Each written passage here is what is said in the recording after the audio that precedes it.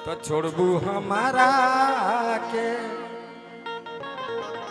अरे छोड़बू हमारा के तो कतही करार ना आके तो कतही करार ना पैबू। छोड़बू हमारा के तो कतही करार ना पैबू।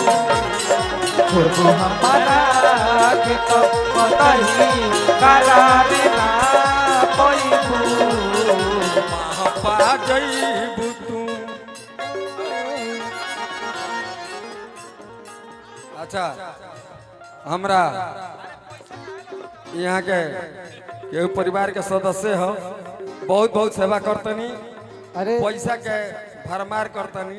हमार भाभी है। अच्छा और भाभी है, ठीक बा। चलिए फिर से आप लोग के बुलावल जाए। अभी सोहर बधैया बकिए बा, मिल लीजिए मिल लीजिए मिल लीजिए। भाभी भाभी मिल लीजिए। करार ना पैबू।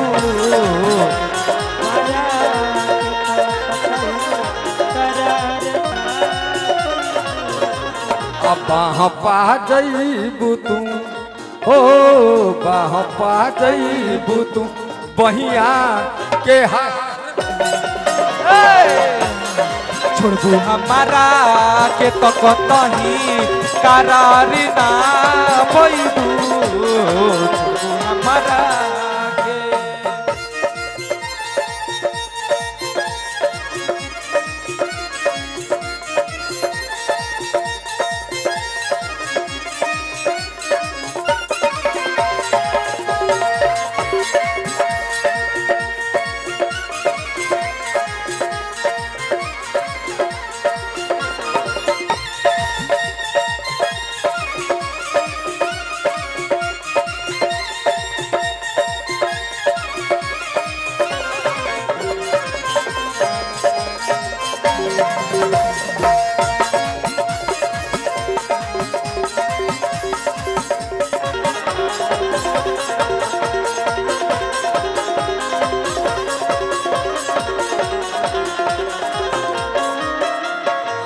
आई भैया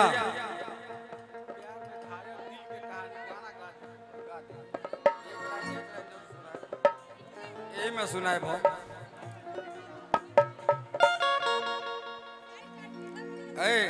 ये माही मनीषा के फरमाइश रहा फिर दोबारा कि छोड़बू हमरा के तक कतही करार ना पैबू। कौन ऐसा बीमारी माही मनीषा जी के धरा गई बा कि छोड़बू हमरा के तक कतही करार ना पैबू। ये गौरी यही में बा कहने गई भैया राहुल फरमाइश रहा कौन शीशे की तरह इहो ना। अच्छा चली एक लाइन तने भैया के फरमाइश पूरा कर दी, यह के माध्यम से हम निकाल बनी सुन।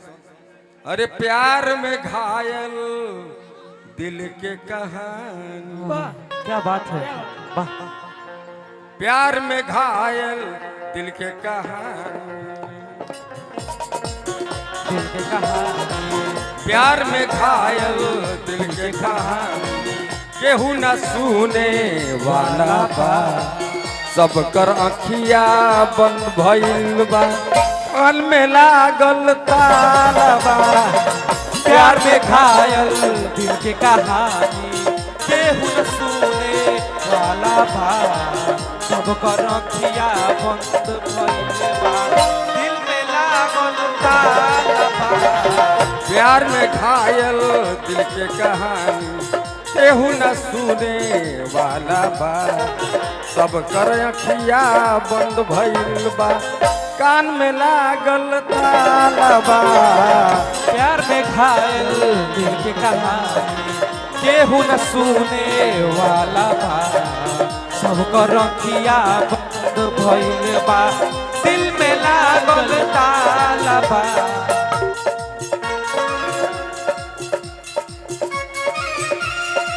हेलो हेलो हेलो भैया पीछे चलिए आप लोग भैया, अभी पीछे चलिए, बिल्कुल पीछे चलिए, आप ही लोग पीछे चलिए।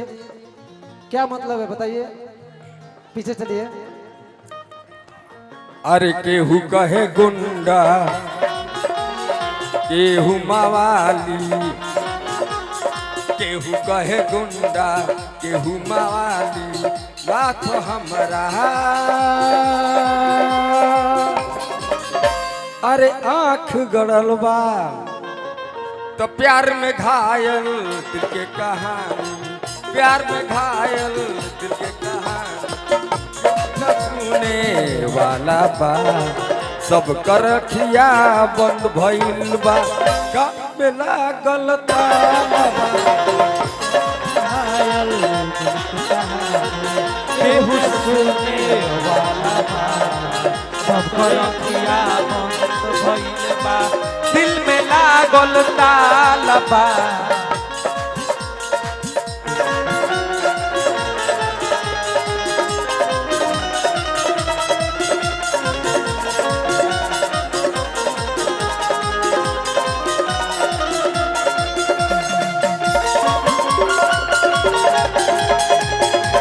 हेलो अरे बु माही ओए। मनीषा जी का भेला चश्मा देख ललू हमहू लगा लनी, अरे काहे ना लगा, अब तू हटा दलू तो हमहू हटा दलू, तनी ऐसा बुनिया झाड़ बुनिया बुनिया झारा जाओ तार लोग में है कम